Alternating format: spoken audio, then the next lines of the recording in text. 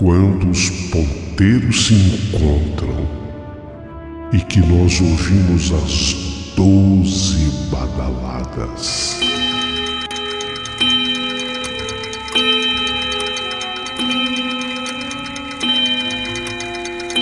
A hora que se anuncia é meia-noite. Uma hora em que tudo pode acontecer, inclusive nada. Mas hoje, muitos acontecimentos. Vamos à história de hoje.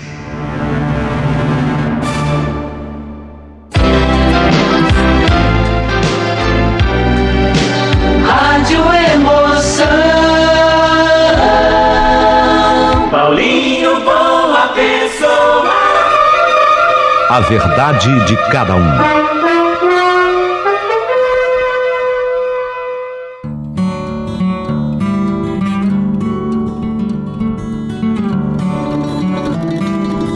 Meu querido amigo Paulinho Boa Pessoa, hoje eu terei a honra de contar para você a história da meia-noite.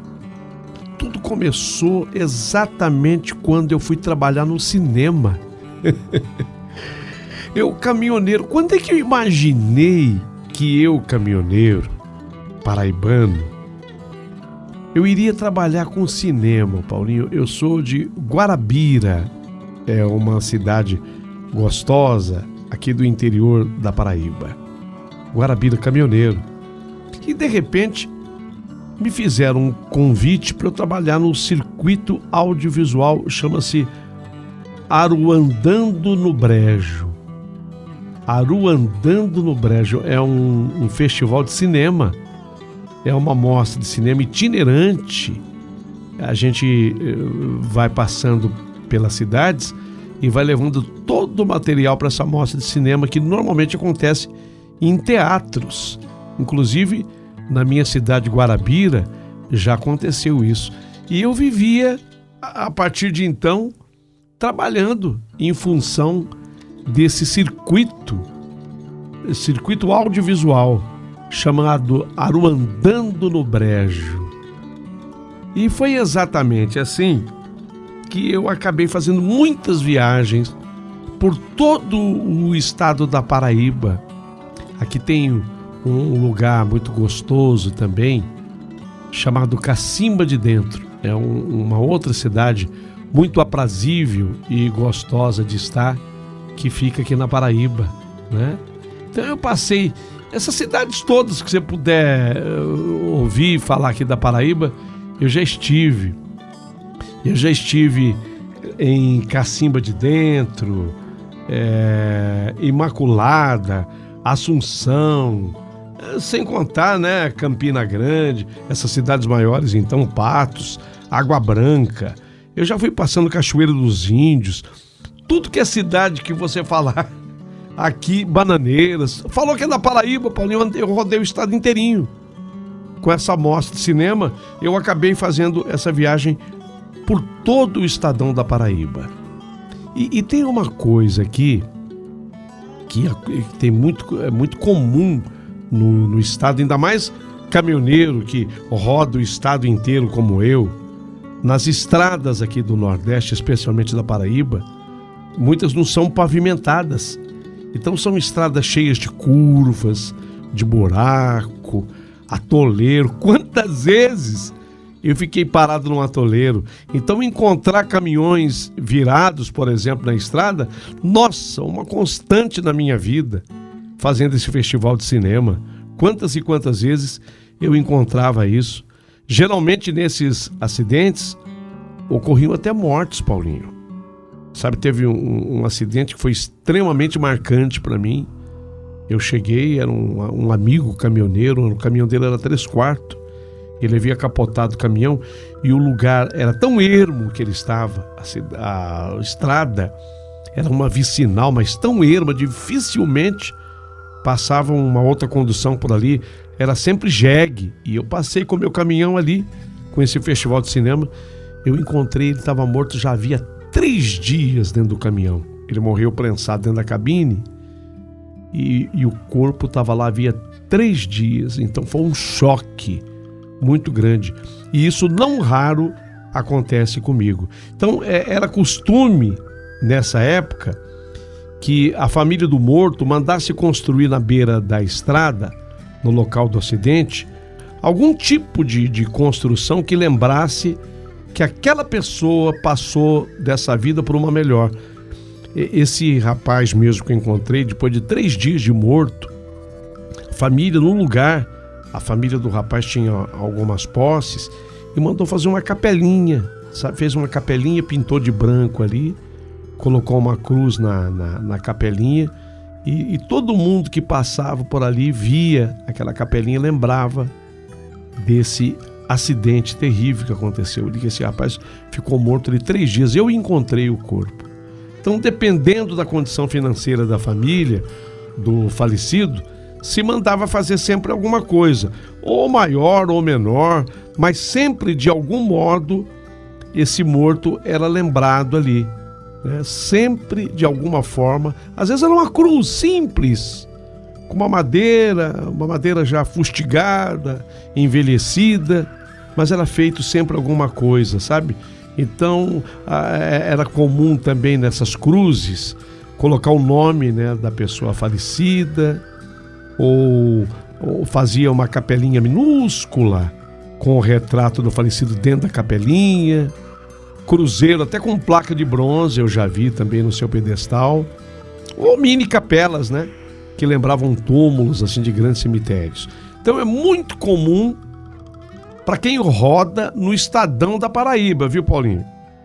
Eu, com esse festival de cinema, olha, eu conheço o estado da Paraíba inteirinho. E aí você fala assim, mas você não chegava a sair do estado? Às vezes sim, mas como era esse festival de cinema?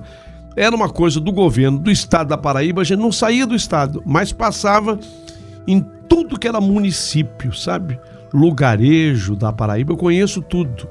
Então encontrar esse tipo de homenagem era muito comum. E aí começam a surgir as lendas sobre os milagres, as aparições de almas penadas que ficam à beira da estrada, dando com a mão, tentando parar os carros por ali, os que ali trafegam, principalmente em noites assim de lua cheia. Na estrada que liga, por exemplo, as cidades de Taperoá a Teixeira, é outra estrada famosa, conheço tudo aqui. Então de Taperoá a Teixeira tem um cruzeiro que foi edificado para lembrar um outro grande acidente. Nossa, esse acidente foi terrível, porque morreram várias pessoas nesse acidente. Então dizem os moradores dessa região de Taperoá e de Teixeira que o tal do cruzeiro ali é mal assombrado. Ali é mal assombrado. E este caso que eu vou contar, eu juro de pés juntos que aconteceu comigo, amigo Paulinho Professor. Já faz tempo. Já tem anos. Na época, pra você ter uma ideia, eu era um rapazote de 23, você imagine. Depois eu vou revelar a minha idade. Depois eu vou revelar. Mas naquela época eu era um rapazote de 23 anos. Estava sendo construído em paralelo, estavam sendo feito na época um hotel na cidade de Patos, o Hotel JK. É famoso em Patos. Quem já se hospedou lá já ouviu falar desse hotel. Na época estava sendo feito o Hotel JK, de propriedade de um grupo tropical de hotéis, e uma série de pontes para o DR da Paraíba. Era o DR-PB da Paraíba, na estrada, na famosa 238, a estrada que liga Taperoá a Teixeira. A minha base, nessa época, ficava em Patos. Época boa, Paulinho, nossa. Arrumei tanta namorada em Patos, rapaz. Ô terra pra ter mulher bonita. Paraíba masculino, mulher macho, sim senhor. Paraíba masculino, mulher macho, sim senhor. Eita, Pau Pereira, Paulinho de Deus, é cidade pra ter mulher bonita, é a cidade de Patos. Bom, pelo menos era na minha época, quando eu tinha meus 23 anos. Quantas namoradas eu arrumei em Patos? E como a distância entre as obras do hotel e essas pontes era uma distância até curta, de 50 quilômetros, 3 vezes por semana eu ia até a estrada a Paraíba 238, eu ia inspecionar a construção das pontes. Oh, que emprego bom eu arrumei. Eu sempre fui fuçado, Paulinho. Sempre tive amizade com o prefeito, com o vereador. Cheguei a conhecer governador do estado da Paraíba. Cheguei a conhecer. Fiz amizade até com alguns deles. Eu sempre fui assim fuçado. E numa dessas minhas visitas a uma obra dessa, mas trabalhando como trabalhador numa dessas pontes, a ponte que estava sendo concretada era a ponte em cima do rio Sete Estrelas. Tem um rio aqui chamado Sete Estrelas. Ó, tô divulgando meu estado, viu, da Paraíba. Tô divulgando porque pouca gente fala da Paraíba aí no teu programa, então hoje eu tô aproveitando para falar. E na entrada para a cidade de Livramento, quando eu retornava a Patos, já passava de 11 horas da noite. Naquela época, o meu transporte era um Jeep. Era o único veículo capaz de passar pelas estradas de barro durante o inverno. A gente chama de inverno aqui na Paraíba, não é frio não, Paulinho. Aqui é diferente. A gente chama de inverno aqui quando chove. Às vezes quando eu falo assim inverno, como o teu programa pelo YouTube é ouvido assim pelo Brasil inteiro, as pessoas podem imaginar, mas inverno na Paraíba faz frio? Não, faz nada. Faz frio nada. É que inverno aqui é quando chove. Então, para enfrentar as estradas da Paraíba durante o inverno, período de chuva, era só Jeep, porque se fosse outro carro, ficava atolado. Não dá, as estradas eram intransitáveis. Eu não tinha jantado, já quase 11 horas da noite eu não tinha jantado. Rapaz de Deus, eu tava numa fome, doido para chegar em Patos. Eu tava doido para chegar em Patos, porque se eu chegasse até umas 11h30, eu pegava a Ana Cléia. A Ana Cléia era uma namorada que eu tinha em Patos. Eu pegava ela acordada ainda, mas 11h30 da noite não tinha mais jeito. Então eu tava doido para chegar, primeiro para comer. Não leva a mal, não. É comer no sentido de alimentar. Meu estômago tava vazio, tava nas costas. Eu tava doido para comer mesmo, literalmente. E doido para ver a Ana Cléia, que era a namorada, né? A namorada. Ah, meu Deus do céu, e vinha com o Jeep, a estrada, e chão, e chão, e chão, e chão, e eu não chegava, e fui seguindo com esse Jeep em direção a Patos. A estrada era estreita, Paulinho de Deus, buraco pra cá, buraco pra lá. A velocidade máxima do Jeep, 40, eu não passava de 40, mas de jeito nenhum. 40 por hora era o máximo. Depois de uma meia hora de viagem, numa das curvas da estrada ali para Patos, eu olhei, no que eu olhei, eu vi um vulto ao longe. Aquele vulto estava dando com a mão, pedindo carona. Vinha eu com o Jeep, que eu firmei a vista, eu vi era um vulto dando assim com a mão, pedindo carona. Não, né? Nesse tempo a gente não falava carona não, viu, Paulinho?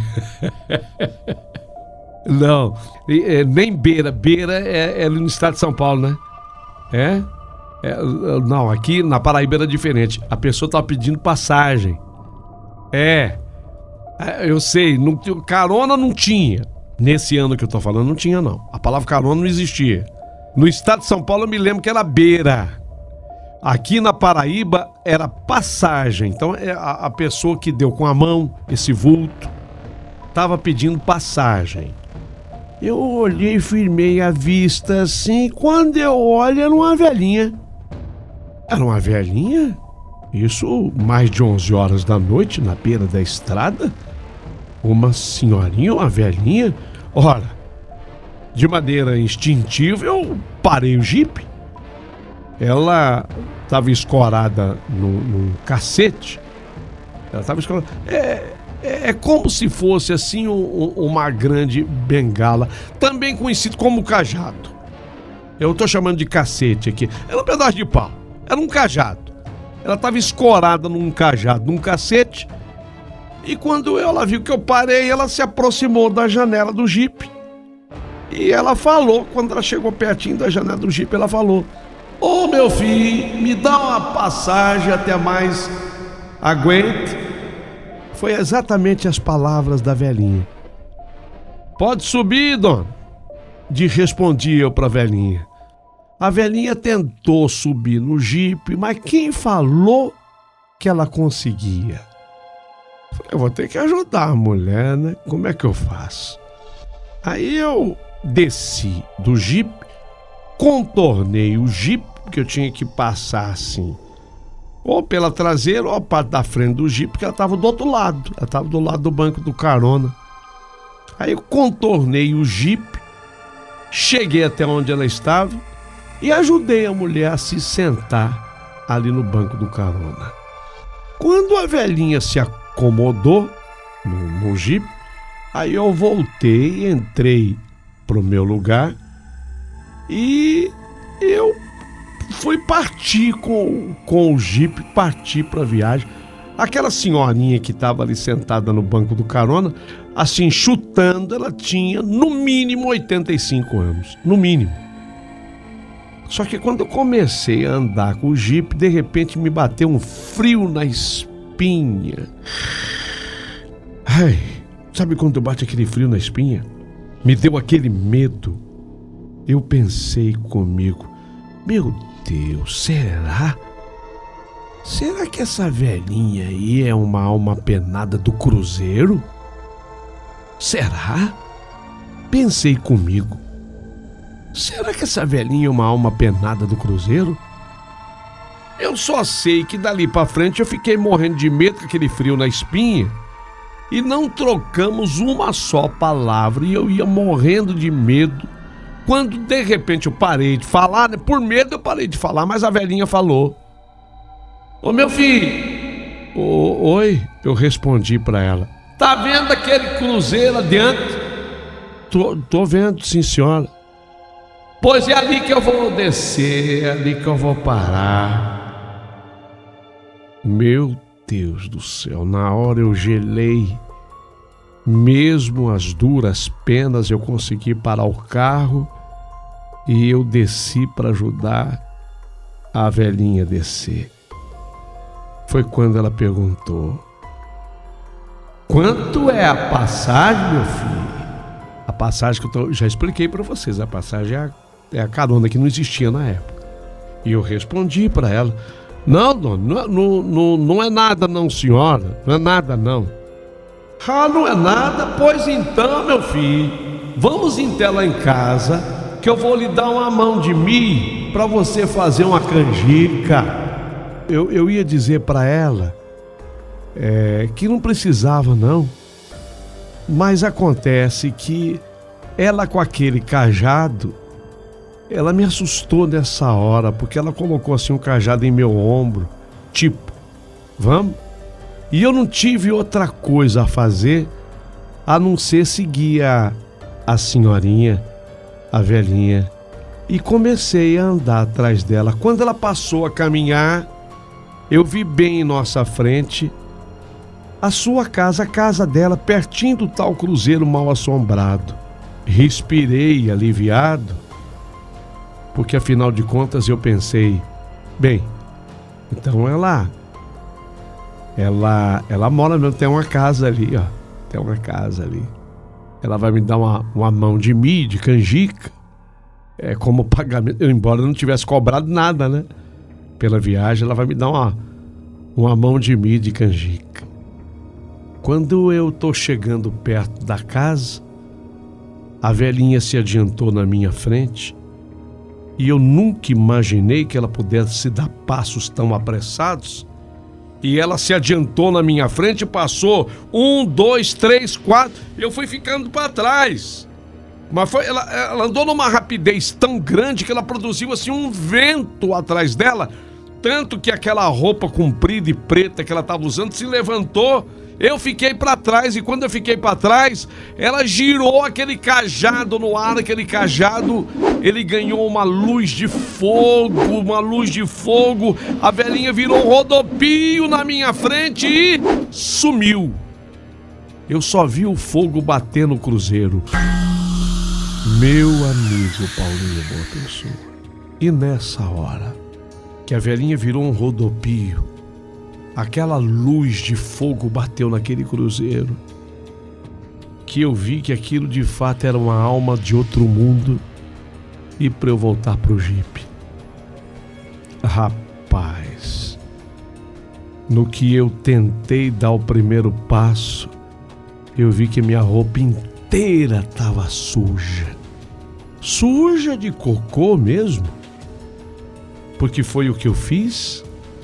Eu não tinha problema nenhum com diarreia, mas quem é que não passa a sofrer da barriga diante de uma cena dessas?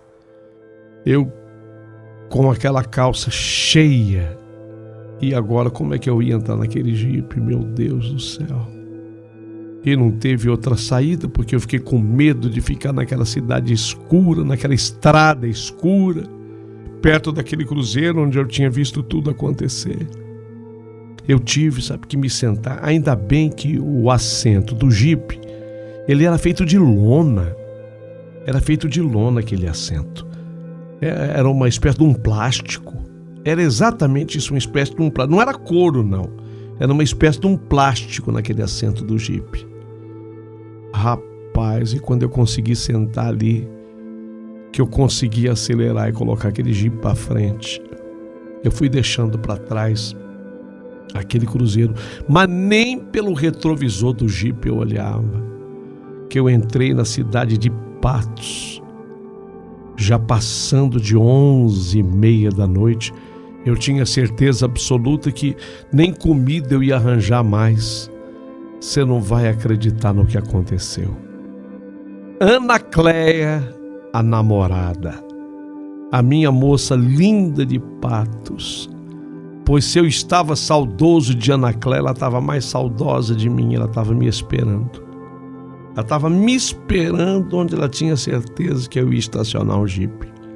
E na hora que eu estacionei, Ana Cléia chegou, bem na minha janela no jipe. Eu estava tão assustado que nem a belíssima Ana Cléia, que eu não esperava naquela hora, quando ela apareceu, eu dei um grito, ai! Eu dei aquele grito de espanto, ai! E ela também se assustou com o meu grito. E quando ela ia perguntar por que eu havia gritado, eu só vi ela levar a mão no nariz e fazer ânsia com a boca. E aí eu entendi que era o cheiro de merda que ela estava sentindo, porque tudo aquilo dentro do jipe estava perdido, sabe, Paulinho? Perdido de cocô. Olha, foi nesse dia que foi extremamente marcante na minha vida. O dia que eu pensava que eu só fosse jantar, sem jamais ver Ana Cléia, foi nesse dia que essa mulher me conquistou para sempre, porque ali ela provou o quanto me amava, pois tomou conta de mim e de minha roupa, foi lavar aquilo tudo, foi limpar aquele jipe, que até eu tinha nojo. Naquele dia, mexendo naquele merdeiro que eu tinha produzido, Ana Cléia provou o quanto me amava. O quanto me amava.